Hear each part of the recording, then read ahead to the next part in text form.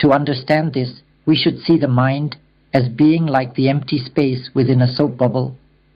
Imagine a child blowing a round bubble that floats in the air. Our mind is like the empty space within that bubble. The emptiness inside the bubble and the emptiness outside are actually the same. They cannot truly be separated. The only difference is that the bubble encases part of this emptiness, making it appear separate. The mind of the freedom, the mind of the non-self, and our own minds are essentially the same. They do not differ. The Buddha's mind and the Arahant's minds are like the emptiness outside the bubble, pure and unbounded. Our minds too are empty, and there is no real difference between them. They are fundamentally the same.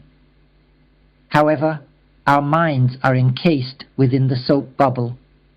Now, when a child blows a bubble and it encounters the wind, the bubble bends and shifts, moving according to the external factors affecting it. This is how our mind works within the body, within this vessel. The thin film of the bubble represents ignorance, which is our thoughts, emotions, and attachments that cover and distort the pure emptiness within. This empty mind does not know that it is already pure. Why doesn't it realize this? Because there has been no one to tell it. It has no words to describe itself, no way to speak. It relies on thoughts to instruct it. Therefore, the bubble ripples, distorts, and reacts, creating emotions and thoughts as it does so. And these thoughts and emotions arise to help teach the mind. The thoughts instruct the empty mind, saying, "O mind, you are only a natural awareness. You are naturally empty, with the sole function of knowing. I am the thoughts and emotions. I think and feel constantly. I'm always shifting, rippling, creating new forms. I am merely the soap film encasing you." This is how thoughts instruct the mind, while the mind simply knows, aware of the thoughts rippling. Thus, the thoughts and emotions teach the mind about its true nature, and the mind learns to see them as simply arising and fading due to external factors, without attaching to them. The mind, as pure awareness, fulfills only the role of knowing. Don't let yourself be foolish and cling to me. Don't mistake me for yourself. I am just a thought. Thoughts instruct the mind, while the mind remains aware. Ah, thought is rippling, it's creating impressions, and it's teaching itself. The mind must recognize this and see itself as simply the knowing nature. Awareness perceives thought, and thought instructs the mind, while the mind perceives thought. This is called wise reflection.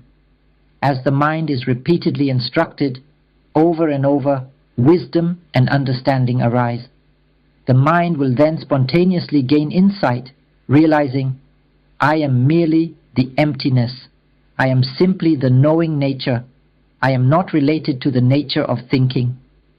Then thoughts, memories, and emotions exist in their own realm, bending, rippling, and shifting according to causes and conditions, like wind that moves them.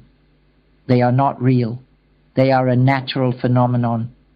I am purely the knowing nature, aware of these constructions. Why, then, would I cling to them? They are here and there, born of conditions. As understanding arises, wisdom is born. With constant instruction, the mind begins to awaken and see, "I am just the knowing nature. I am not the constructed thoughts." The mind instructs itself repeatedly, awakening again and again, more frequently, until it is fully awake at all times. This is the way the mind develops wisdom to free itself from ignorance's control. This is clearly illustrated by the example of the soap bubble. When the mind gains wisdom, it sees that it is the knowing nature, an empty nature, not the film of the bubble. The film may ripple and distort due to causes and conditions. It is merely a natural process that cannot be controlled. while the emptiness remains unaffected. When the mind realizes this and wisdom arises, it becomes clear that thoughts are merely a natural process. This awakening creates strength, a strength that comes from wisdom. This inner emptiness gains strength, pushing and penetrating through the bubble's film, causing it to burst. This empty nature merges with the emptiness outside, becoming one with it. The bubble dissolves entirely, and the mind becomes unified with its original nature, liberated from the cycle of rebirth. The process is as simple as this. Teaching oneself is essential, from waking until sleep.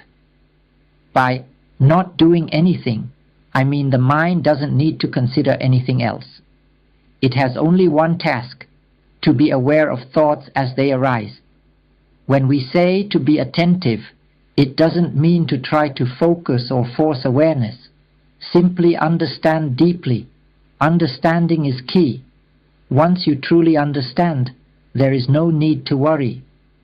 The mind will naturally refine itself and become more frequently awake until it reaches constant awareness from waking until sleep. Finally, the bubble of ignorance will burst completely, returning to the original state of empty nature, becoming one with the entirety of nature. It's as simple as that. Therefore, self-instruction is of utmost importance.